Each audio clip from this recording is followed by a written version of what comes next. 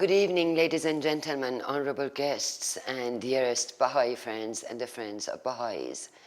I deeply regret not being able to join you this evening as I had hoped, to honor and advocate for religious liberty and freedom of conscience for the Baha'is of Iran. As someone who is not an enrolled member of the Baha'is community, I stand with many others around the world in conveying our unified voice in support of the Baha'is in Iran and wish to speak out against the ongoing and deplorable actions of the Iranian government.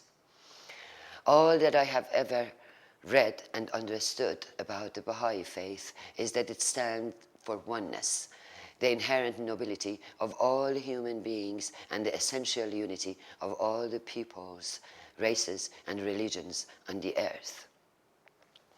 It is with a profound sense of shame to reflect that our once great Persia, our homeland Iran, the birthplace of the Baha'is faith, should allow its government, since the inception of the faith over 160 years ago, to continuously single out and subject to violent cruelty and gross injustice a faith community so profoundly connected to serving mankind, building unity in diversity, justice, and compassion.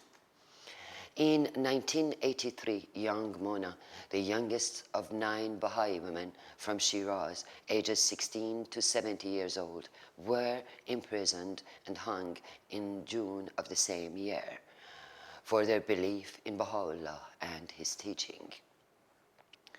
I share in Mona's belief, which she expressed to her executioner. I am a Jew. I am a Buddhist. I am a Christian. I am a Muslim. I am a Baha'i. I share with you now the words of Farkhunde, Mona's mother, as interpreted in a film script about Mona and the 22 Baha'is of Shiraz who were executed in 1983. Farkhunde's words, Mona's mother. I took a cab home. His blaring radio was saying that there were new protests far away in the streets of Tehran, and that we must go home in case the trouble spreads here. It seemed hard to believe that people actually thought that the trouble had not spread yet. The street vendors are closing down, and a few last-minute vendors are yelling and selling the last of their sweet goods and giving a few pieces to the children in the street. I watched the children, just like the ones Mona taught at the orphanage, sitting on the street corner, hungrily eating figs, pistachios, almonds, and honey. Once our apartment was in view, I decided to walk the last few blocks. I wandered past the town bazaar. The old men traders were drinking Turkish coffee in small groups, looking hopefully into each other's tiny drinking glasses, expecting the fate reveal itself. The air was still and everything was in its place. Everything except us. I heard a sound come from the living room. It was Yadi's voice. He smiled at me gently, and I watched him walk into the moon's light. Looking into his face, I wanted to grab both his arms and shake him, hoping he would look and see me. My eyes were weary, so I closed them and sank into the couch, into the darkness. His silhouette was etched black and white in my mind. I wanted to be worthy of him. I hung my head and closed my eyes and remembered how I could sense his arrival moments before the door would open and he would break the silence with his always jovial disposition. I skimmed my hands along the bookshelves and walls lined with photos. Pausing at each of the framed photographs, I tilted them straight. A picture of Yadi and Mona had pride of place. Another of Mona and Tarana's plastic noses and mustaches. My favorite photograph shows Mona at the beach with her hair loose around her shoulders, standing in the water in her jean skirt. I reached out to touch her face, and my finger smudged the glass. My eyes ran over one of Mona's old diaries with her poetry. God holds the soul in his hands. He sees its glowing light, and he knows.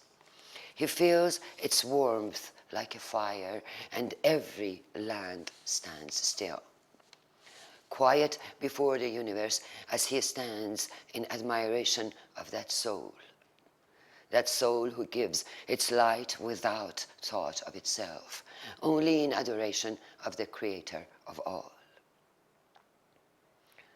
I realized then that I didn't stand a chance. The thing is, she didn't learn that poem from me, nor her father. Her poem was wise beyond her years. I just didn't stand a chance. I know that now. I just wanted to cherish the moments that we'd had with this extraordinary girl. It had seemed a long time since I had savored such stillness. I just stood there in Mona's window, watching the birds and wondering why my bird is not free.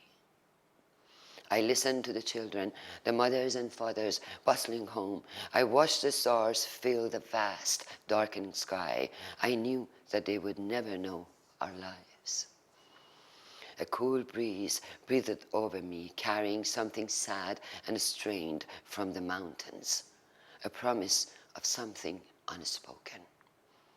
I was terrified that I would have been lost without them. I decided to bathe and clear my head. I cowered in the corner of the shower and knelt with my head on my knees. I prayed as the water fell over me. Then I crawled to bed and waited for sleep to come. Eventually, a peace came over me, and the next morning I felt my will return. Thank you and goodbye.